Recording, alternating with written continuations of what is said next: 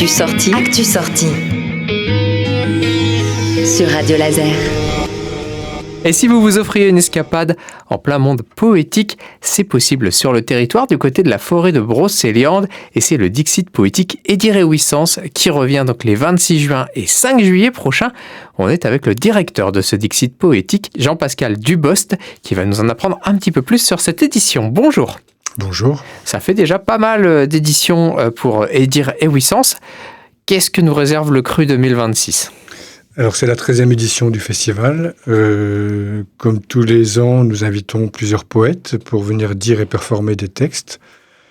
Poètes contemporains assez importants dans le milieu de la poésie. Il y a plusieurs formules en fait qui sont proposées. Ça va de la simple lecture jusqu'à la performance, en passant par... il y a une projection ciné par exemple, qui est un biopic d'une poète américaine. Il y aura une performance très humoristique sur le bien-être en poésie. Enfin voilà. Il y aura aussi une soirée anthologie, c'est-à-dire que tous les poètes présents au festival vont dire chacun à leur tour 5-10 minutes des textes. C'est une sorte d'anthologie du festival en fait, pour les gens qui ne peuvent pas assister à toutes les lectures. Voilà en gros, plus plusieurs choses comme des dégustations.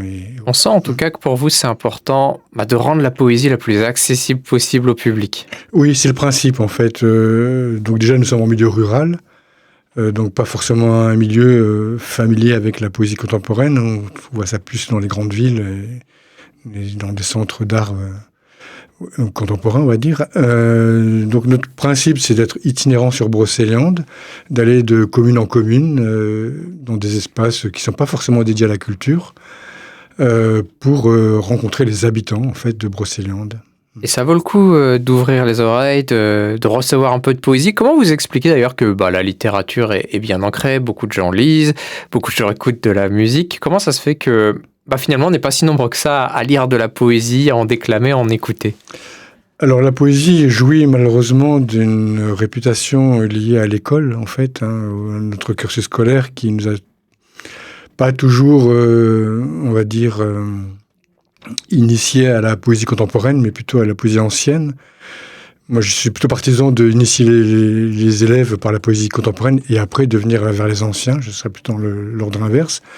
Donc, on n'a pas forcément des bons souvenirs scolaires par rapport à la poésie. Et nous, on se contente de montrer, c'est que la poésie d'aujourd'hui n'a rien à voir avec les anciens, même si les anciens sont très respectables, que la poésie a évolué, que ce n'est plus du tout ce qu'on a appris en récitation à l'école ou ce qu'on a décortiqué au collège ou au lycée.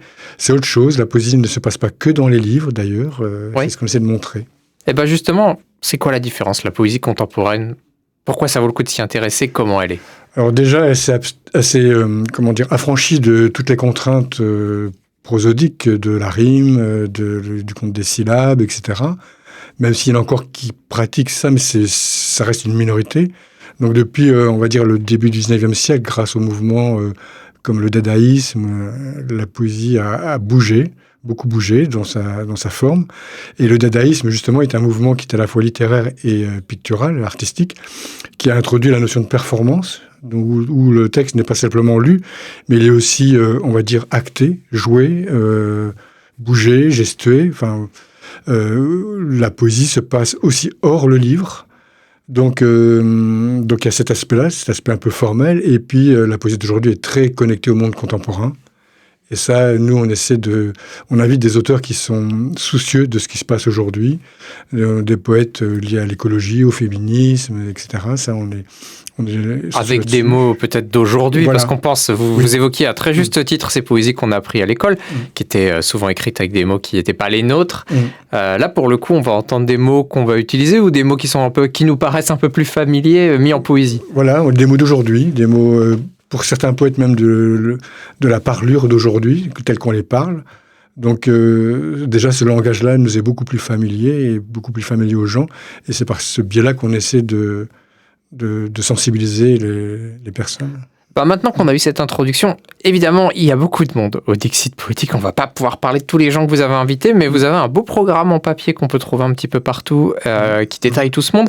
Peut-être que vous pouvez nous parler d'une ou deux propositions auxquelles on va assister, qui illustrent bien la discussion qu'on a eue avant. Alors, nous allons ouvrir le festival par une performance de 2 poètes qui s'appellent Maël Guédon et David Christoffel, qui ont écrit et publié un livre à 4 mains qui s'appelle « Le bien-être par la poésie, manuel de contre-culture psychique ». C'est un livre fait de beaucoup d'humour, qui en fait reprend le vocabulaire du bien-être. Tout ce qui est développement personnel. Voilà, mais sur le mode parodique, donc qui s'en moque beaucoup. Et on se disait que justement qu'en Brocéliande, où il y a beaucoup de thérapeutes de toutes sortes. C'est un lieu de croyance, on peut le dire comme oui, ça. Ouais. Où il y a beaucoup, si j'ose le dire, de charlatanerie aussi. On se disait qu'inviter ces 2 poètes-là qui font une performance très drôle avait du sens sur le territoire. Donc c'est une lecture à 2 voix avec accompagnement sonore, etc. quoi. Donc ça ouvre le festival.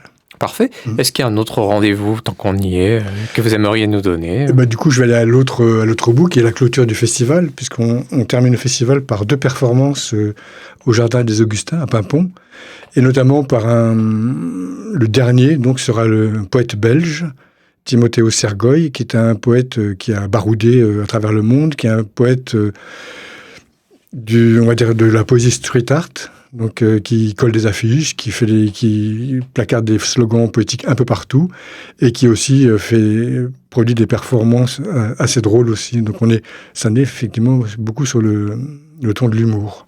Vous avez compris que si vous pensez que la poésie c'est pas pour vous, c'est peut-être l'occasion de changer d'avis, de découvrir d'autres formes de poésie. Jean-Pascal Dupost, est-ce que vous avez envie qu'on discute d'autres choses autour du Dixit, ou est-ce qu'on donne rendez-vous au public ?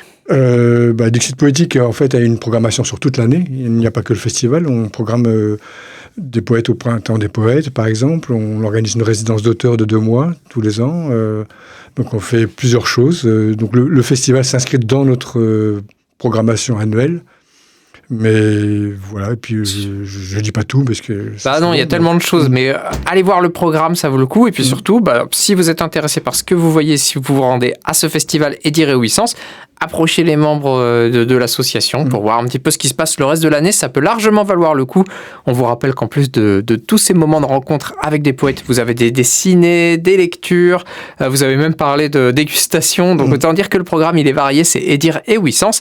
C'est du 26 juin au 5 juillet, en forêt de Brocéliande.